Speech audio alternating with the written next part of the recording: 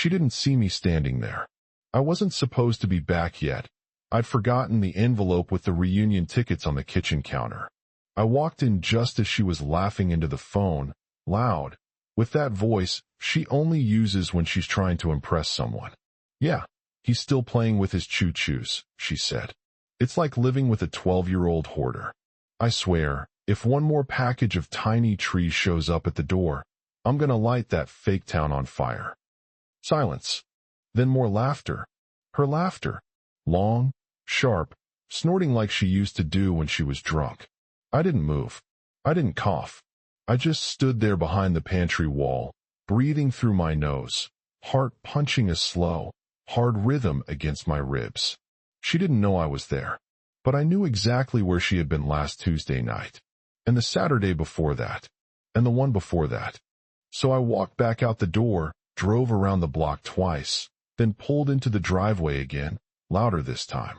She met me at the door with a fake smile, kissed me on the cheek, handed me the envelope. "We're already late," she said, smoothing her dress like a news anchor. "Try not to talk about trains tonight, okay?" That night at the reunion, she didn't just mock my hobby. She turned it into a damn performance. "Darren's little world is under our house," she told the table of her former classmates, swirling her wine glass like some bored sitcom wife. "Literal tunnels. He has trees, deer, fake snow, and he talks to them. He named one of the engines Captain Fuzzy Boots." That wasn't true. Not a single part of it. But they laughed anyway. I bit the inside of my cheek until I tasted blood. You'd think the worst part was her making me sound like a toddler with no life. But it wasn't. It was the smug look she gave me after, like she knew I wouldn't say anything. Like she knew I'd just take it. Like always. Quick note, before listening, share which city or country you're watching from. I didn't say a word at that table. I smiled, nodded, sipped my drink. But inside, something clicked. She thought I was the joke. But jokes are supposed to be funny. So when we got home, and she stumbled upstairs to wash off her makeup and relive her little comedy show in the mirror, I walked down to my basement, turned on the lights, and opened the file I'd been building for 5 months. She had no idea I'd been collecting receipts. Not the paper kind, digital ones. GPS pings, doorbell footage, cloud-synced audio. I started 3 months ago when she left for a wellness weekend with her friend Janine, and came back with someone else's t-shirt mixed into our laundry. She said it was Janine's brother's shirt. But Janine's brother died in a motorcycle accident 6 years ago. I didn't argue. I just started watching. That same night, I bought a discreet camera setup from a guy in a Facebook group. Motion activated, password protected, completely silent. I installed one in the hallway by our bedroom, another by the back door, and a third inside the garage, tucked behind an old stereo she hadn't touched in years. The first 2 weekends gave me nothing. Just her drinking wine alone, watching trashy TV, and falling asleep on the couch. Then came Thursday. I told her I'd be pulling a double shift at the data center, power grid upgrade, which is believable because that's what I actually do. She smiled, gave me a peck on the cheek, and said, "Be safe, baby. Don't work too hard." I parked 3 streets over and waited. At 9:23 p.m., my phone buzzed. Garage motion detected. I opened the app. There she was. Same robe. Same lazy ponytail. Same glass of wine. But this time, she wasn't alone. The guy was maybe mid-30s, tall, shaved head, leather jacket. Walked in like he'd been there before. She didn't even look nervous. Just took his coat, set her hand on his chest like they'd done it 100 times. And the way he kissed her, like it wasn't even new. I didn't keep watching. I didn't need to. The point wasn't just to catch her. I wanted to understand her. I wanted to see just how long she'd lie to my face and call it love. Over the next 5 weeks, she brought the guy over 4 more times. I watched from different angles. Heard snippets of conversation. They weren't just hooking up, they were talking like they were planning something. Once, I caught her showing him my basement through the glass door. She laughed and said, "That's Darren's little world. He spends more time with plastic people than real ones." He said something I couldn't hear, and they both cracked up. That's when the rage stopped being hot. It turned cold. Calculated. She wanted to humiliate me? Fine. Let's make it public. So that night after the reunion, when she passed out on the bed with her dress still on and her mouth open from too much white wine, I stayed up. I made copies. I backed up everything twice. I didn't want revenge, I wanted exposure. And the perfect opportunity came faster than I expected. 2 days later, she asked if I could help her set up a slideshow for her upcoming virtual wine club event. She was hosting it for some empowered women in leadership group she was part of, basically just wine moms trying to look like CEOs. I offered to help, said I'd get the tech part ready. I even cleaned the kitchen and tested the webcam angles for her. She was thrilled. See? This is why I keep you around, she joked, poking my stomach. My little IT goblin. That night, while she slept, I renamed one of the slides on her presentation. I didn't change the file name, just swapped in a clip during her big self-growth section. A clean 52-second video. Clear footage. Time-stamped. Her and the guy? Just enough to make jaws drop, not enough to get flagged. I scheduled it to autoplay with her voiceover running like nothing was wrong. She'd never notice until it was too late. And on the night of the wine club event, I kissed her forehead before she went live and said, "Knock him dead." Then I went downstairs, poured myself a drink, and waited. Around 15 minutes in, I heard the screech. Not a scream, worse. A panicked, confused, breathless screech, like a raccoon caught in a trap. I walked upstairs calmly, leaned against the wall, and peeked in.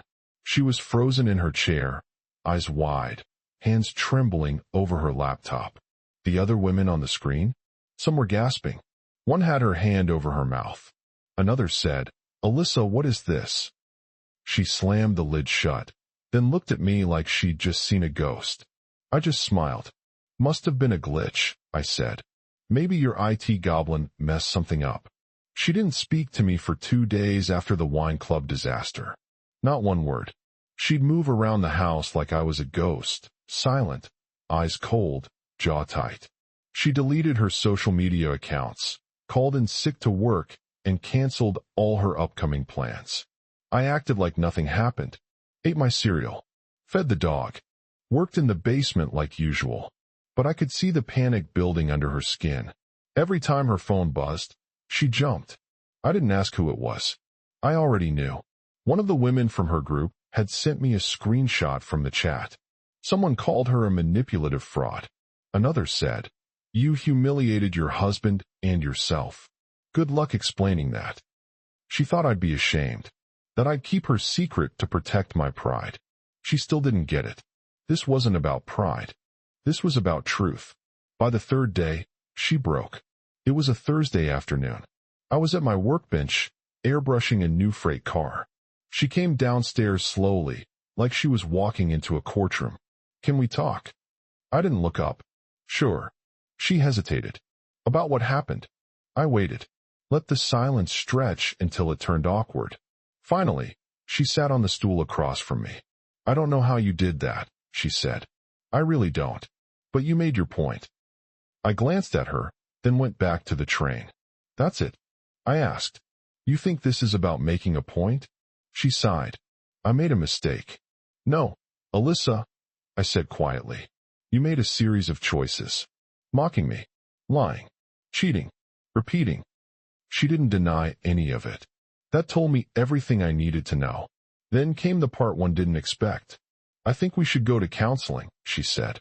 "I want to fix this." That made me laugh. I actually laughed. Not loud, but hard enough for her face to twist. "You want to fix this? Now that you got caught on video in front of your wine cult?" "That's not fair." "No. What's not fair is you humiliating me in front of your friends, treating my passion like a joke, and sleeping with another man in our house. Our house. While I was out working overnight to pay for your lifestyle." Her face went red. Not angry red, embarrassed red. Then she said something that stopped me cold. I never planned for it to happen. It just did. I dropped the airbrush, looked her dead in the eye. "Then go tell him that. Because I'm done." She blinked fast. You're divorcing me? I didn't answer. I didn't have to. I didn't file for divorce that week. People assume you do something dramatic right away. Burn her clothes, change the locks, throw her out. But the truth is, when the person who destroyed your trust still lives under your roof, everything feels like a standoff. You don't scream. You just wait. And I made her wait too. She started walking on eggshells, like she was suddenly scared of me. I didn't raise my voice. I didn't say cruel things. I was just present, calm, unbothered. And that got under her skin more than yelling ever could. Alyssa started making these weird peace offerings, folding my laundry, cooking dinner, trying to watch documentaries with me about trains, even though she clearly couldn't care less. One night she came down to the basement with 2 beers and said, I want to see what you've built down here. Show me. I gave her a quick glance and went right back to gluing tiny fence posts. Too late, I said. She stood there awkwardly for a second, then left the beer and walked upstairs. The guilt wasn't eating her alive. The reputation loss was. She kept checking her phone like she was waiting for the other shoe to drop. And she was right to worry, because I hadn't even sent him the footage yet. Brett, the guy she was sleeping with. Married. 2 kids. I'd done my homework.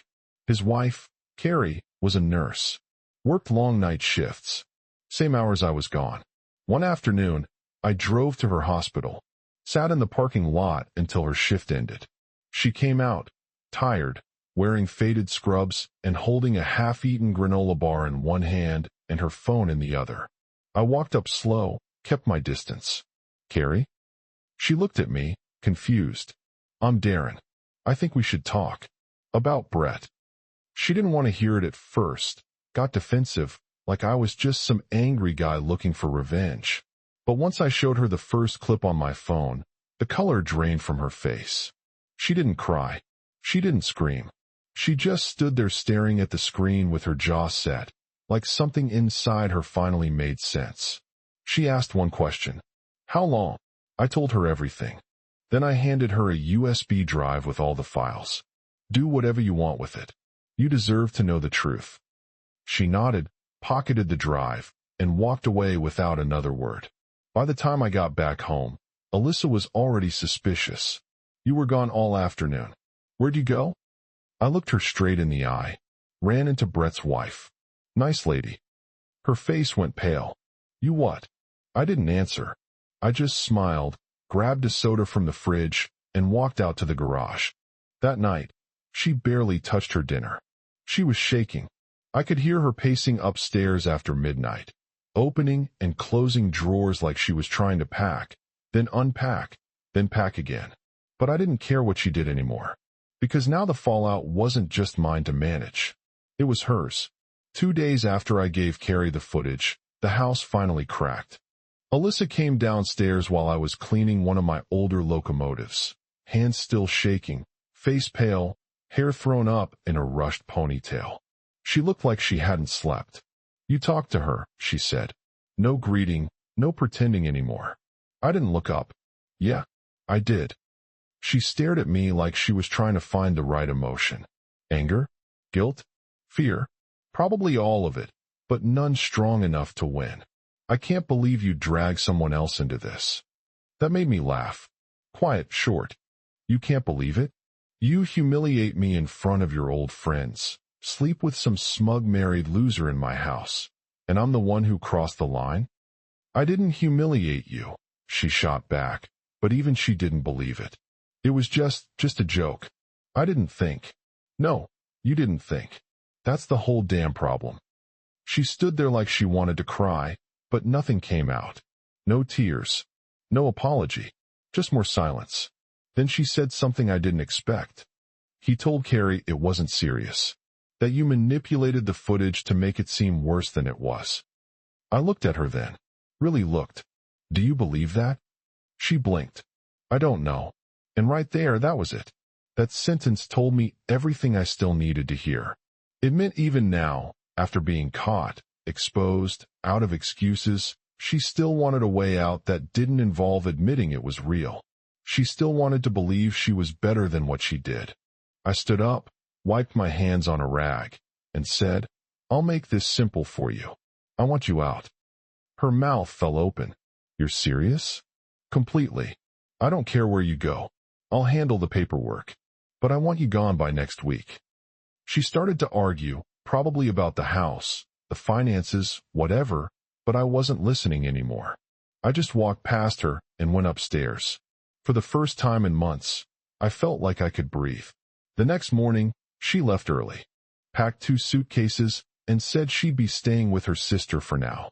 I nodded, didn't say goodbye. The funny thing is, when the door finally closed behind her, there wasn't this big moment of relief or satisfaction, just quiet. And that quiet felt better than anything she'd given me in years. The first night after she left, I slept straight through.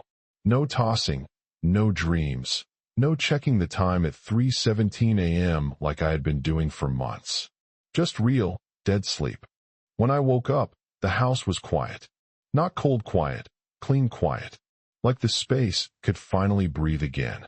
But that didn't last long. By the weekend, I started getting texts from mutual friends. People who never called unless they wanted something. Suddenly they were checking in, asking how I was holding up, throwing in passive lines like, "It's always sad when people grow apart," or, "Alyssa's been really torn up about everything." Right. Torn up. What they didn't know, what none of them knew, was that Alyssa hadn't just cheated. She mocked me. She lit a match in front of a crowd, smiled, and tossed it onto everything I cared about. And I wasn't going to let her rewrite that. So I sent one message to a group chat she was in.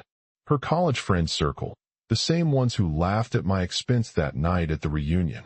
I didn't say much. Just dropped one screenshot. The footage freeze frame. Her and Brett. Clear. Mid-laugh. In our kitchen. No caption. No anger. Just evidence. Within 10 minutes, one of her friends left the group. Another messaged me privately, "I'm so sorry. I had no idea. She told us you were spiraling and making stuff up." There it was. She'd been setting up the narrative. Victim wife. Weird husband loses grip on reality. She was trying to turn my hobby into the reason she cheated, like being passionate about something harmless made me the problem. But she underestimated me. She always thought I was weak because I didn't yell, because I kept quiet, because I built tiny towns instead of trying to dominate a room. What she didn't see was that people like me, we don't explode. We document. We build the case piece by piece. We wait. And when we strike, it's not loud. It's final. By Monday, I got word from Carrie. Brett had been served divorce papers. Apparently, she'd used the footage in the filing. I didn't even ask her to. But I'll admit, it felt damn satisfying knowing he didn't get to just walk away from this clean. Alyssa, on the other hand, still hadn't contacted me. I figured she was sitting in her sister's guest room, flipping between lawyer websites and trying to figure out how to twist things her way. But there was nothing to twist. I hadn't cheated. I hadn't lied. I hadn't even raised my voice. All I did was show people who she really was. I got the email from her lawyer on a Wednesday morning. Cold, clinical, and full of fake concern. It started with, "Our client wishes to move forward amicably," which is lawyer speak for she wants to control the fallout without taking any more hits. They proposed keeping the house. Of course she did. The same house where she laughed at me behind my back, brought another man in, made me feel like a stranger in my own space. She wanted that place. After everything? No. I forwarded the email to my own attorney and replied with one sentence. She can have whatever she wants, except this house. It wasn't about the property. It wasn't even about the money. It was about the principle. This was my home. I rebuilt the entire basement from scratch. I fixed the roof, repaired the plumbing, repainted the siding by hand in the middle of July. Alyssa never lifted a finger for any of it. She wanted to gut me and walk away with the walls still warm? Not happening. The next evening, she finally called. First time since she left. I let it ring twice before answering. She didn't waste time. "I didn't think you'd fight me on the house." "That's funny," I said. "You didn't think I'd fight you on the marriage either. And yet, here we are." "Don't be petty, Darren." We both know I put more into that house emotionally. I actually laughed. You put bread into it emotionally, too. That count for anything? Silence. Then she tried a different tone. Softer. Almost pleading. We can sell it, split the money. Start over. Don't you want that? No. I said, clear and sharp. You start over. I already did. She hung up. That weekend, I went through the house room by room. Collected the little pieces of her still left behind. A robe, some hair products, a pile of magazines. One of her sweaters she always said made her feel powerful. I packed it all in 2 boxes, labeled them with her name, and dropped them off at her sister's porch without warning. No text. No note. Just closure. When I got back, I stood in the basement, turned on the layout lights, and just watched the trains run. It wasn't about pretending the past hadn't happened. It was about reminding myself who I was before all this. The guy who built things.